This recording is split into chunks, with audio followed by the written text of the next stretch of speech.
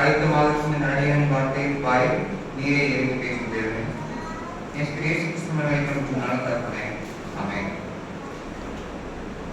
கிறிஸ்துவுக்குள் பிரியமானவர்களே, இந்த நாளிலே இயேசு கிறிஸ்துவின் சிலுவை மூலியம் 6வது வசனத்தை 6வது வார்த்தை உம்மிடத்தில் பேச வந்திருக்கும் இந்த நேரத்திலே உண்மை சந்தித்ததில் நான் மகிழ்ச்சி அடைகிறேன். அவ்வாறு இருக்கையிலே நீங்களும் என்னை சந்தித்ததில் மகிழ்ச்சி அடைகிறேன் என்று நான் விசுவாசிக்கிறேன்.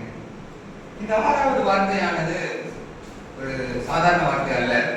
இது உலக வரலாற்றையே மாற்றிய ஒரு வார்த்தை என்று சொல்லலாம்.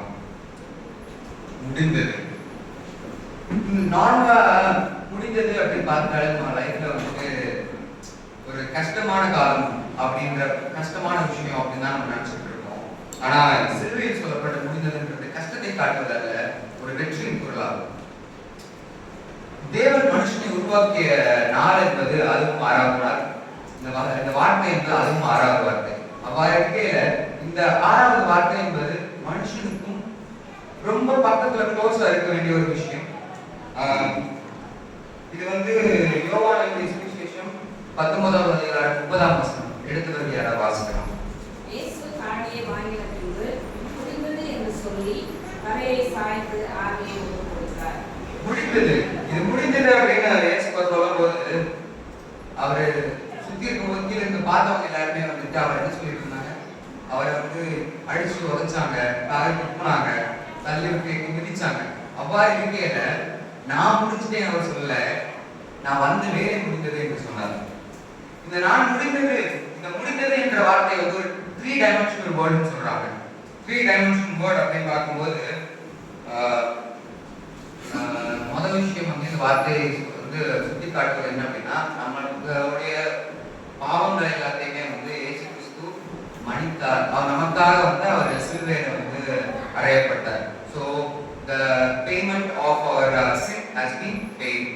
உங்களுடைய பாவங்கள் அனைத்தும் தேவனிடம் ஒப்படைக்கப்பட்டது அப்படின்னு சொல்லிக்கலாம்.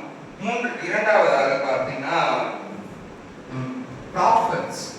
இதுக்கு முன்னாடி வந்து மோசஸா இருக்கட்டும், இவங்க எல்லா இடத்துலையுமே வந்து தேவன் ஒவ்வொரு விதமாக காட்சியிருப்பார். இது எல்லாத்துக்கும் சேர்த்து வைத்து மாறி, இது எல்லாத்துக்கும் முன்பாக இருக்கிறது மாதிரி நமக்காக இயேசு கிறிஸ்து நம்ம இடத்துல காட்சி வைத்தார். அப்ப அதே ப்ராஃபட் ஃபுல்ஃபில்மென்ட்ன்றது ஒரு முடிவடைந்தது. இதுக்கப்புறம் தேவன் வந்த purpose, the purpose why God is here அப்படின்னு பார்த்தீங்கன்னா, தேவன் இங்க வந்த விஷயம் நம்ம எல்லா இடத்துலையும் வேற ஒரு ராஜ்யம் இருக்கிறது. அந்த ராஜ்யத்தில் உங்களுக்கு தேவையான அனைத்தும் கிடைக்கும், சந்தோஷமும் கிடைக்கும், நிம்மதியும் கிடைக்கும் என்று.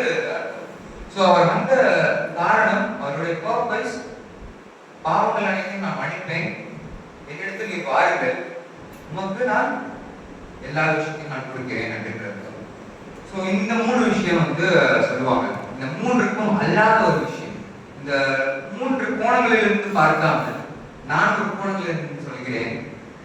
இந்த முடிந்தது என்ற அர்த்தம் வந்து நீங்கள் கேட்டது போல முடிந்ததுதான்.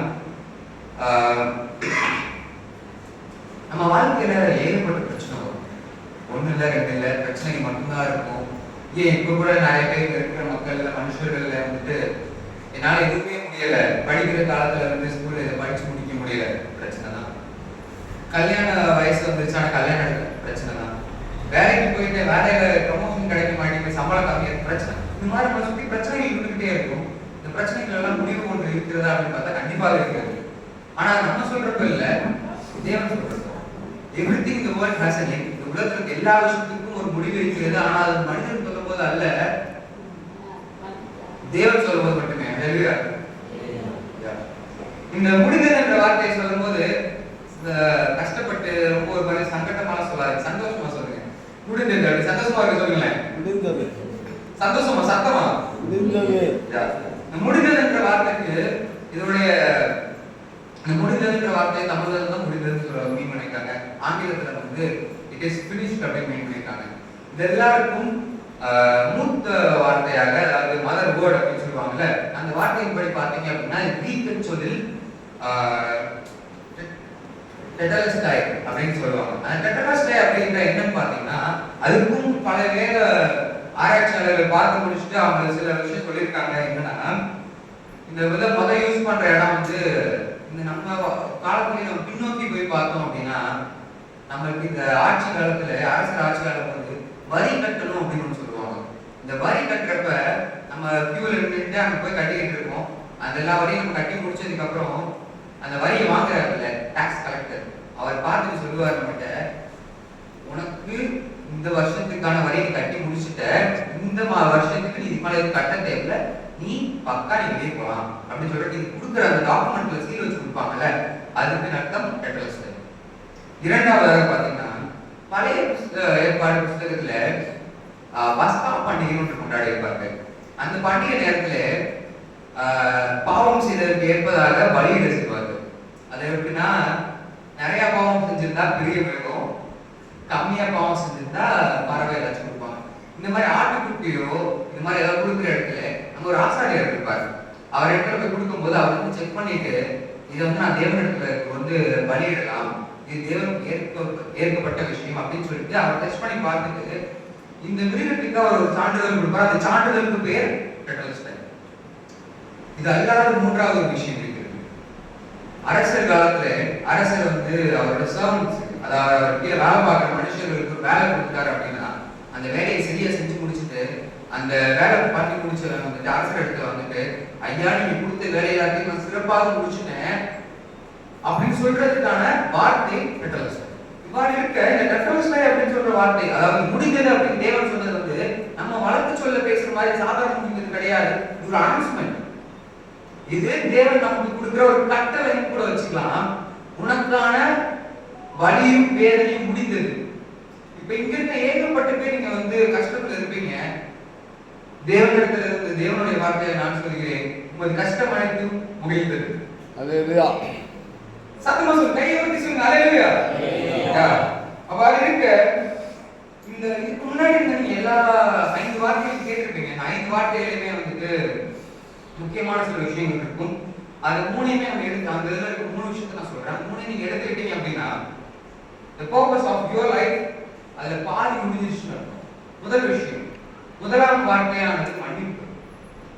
எடுத்ததுமே வந்துட்டு ஐயா தேவன் என்ன சொன்னாருன்னா, அப்பா இவங்க என்ன செய்யறாங்கன்னு உங்களுக்கு தெரியல, இவங்களை மன்னிச்சிருங்க அப்படின்னு சொன்னாரு. அவ்வாறு இருக்க அந்த வழியிலும் அந்த வேலையிலும் நான் மன்னிப்பு கொடுக்கிறேன் உங்களுக்கு.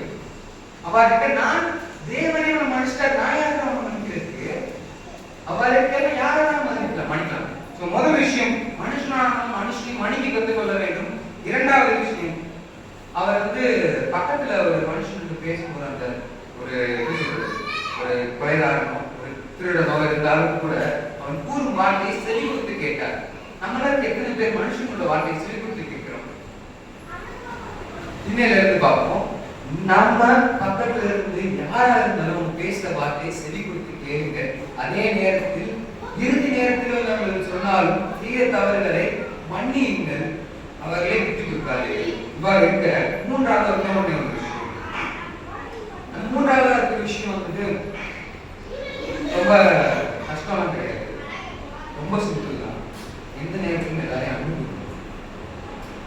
ஏசப்பா வந்துட்டு அந்த பெயின்ல சஃபரிங்ல இருக்கும்போது கூட நம்ம அம்மாவை பார்த்துட்டு இதோட ஜோன் பார்த்துட்டு இதோ பார் மகன் வீட்டு போயிட்டு அவரை பார்த்துட்டு இதோ பார் தாயார் நேரத்திலையும் அவர் அன்பு குரல் நிப்பாட்டல.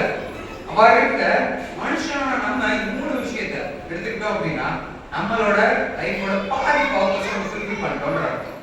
ஸோ முதலாவது விஷயம் என்னது? மன்னிப்பு. இரண்டாவது விஷயம் அன்பு கூறுதல். மூன்றாவது விஷயம்